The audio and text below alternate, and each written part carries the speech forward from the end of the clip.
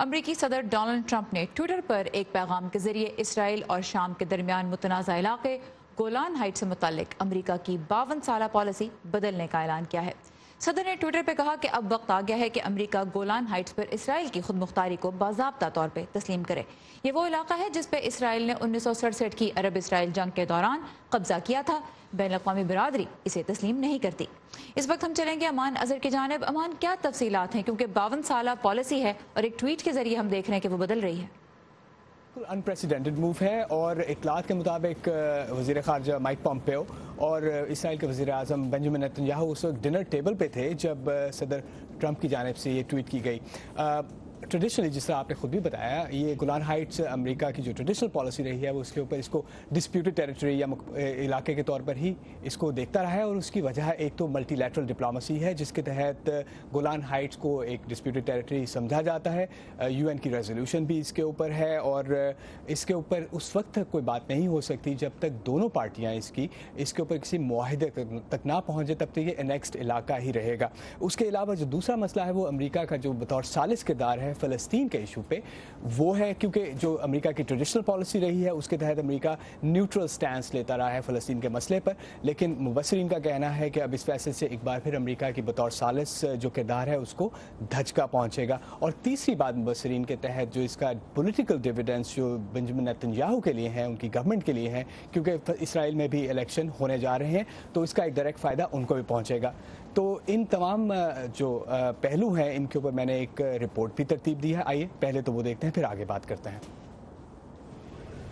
امریکی اور اسرائیلی رہنماؤں نے اس فیصلے کو تاریخی قرار دیا ہے۔ امریکی وزیر خارجہ مائک پومپیو نے ایک سینئر اسرائیلی عہدیدار کے ہمراہ مغربی دیوار پر حاضری دی۔ اس سے پہلے کسی اعلیٰ امریکی سفارتکار نے اس مقام کا دورہ نہیں کیا تاکہ اسرائیل فلسطین تنازع کے حل کی کوششوں میں غیر جانبداری کا تاثر برقرار رکھا جا سکے۔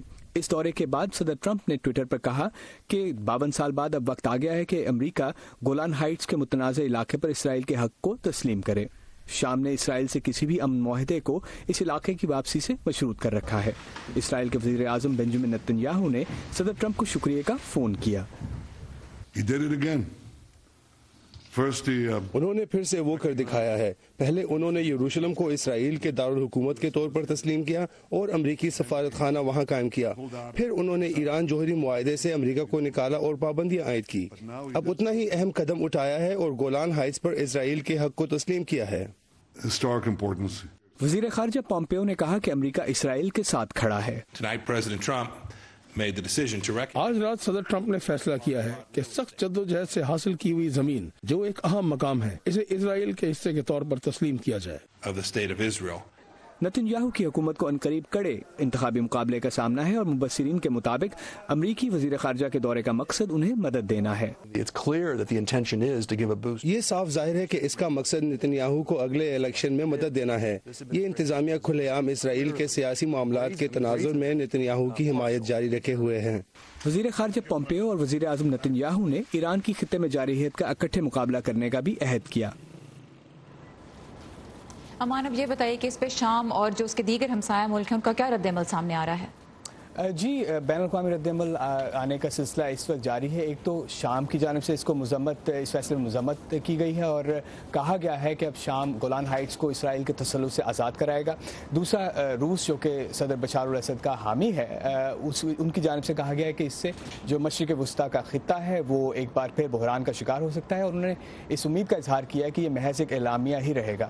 ایران کی جانب سے بھی موقف سامنے آیا ہے جس نے اس اعلان کو غیر قانونی اور ناقابل قبول قرار دیا ہے، اور آخری بات فی الحال تک ترکی کی جانب سے بھی ایسی ہی گفتگو سامنے آئی ہے۔ امان اظہر ہمارے ساتھ ہے کیپٹل ہل سے۔ تھینک یو ویری مچ امان۔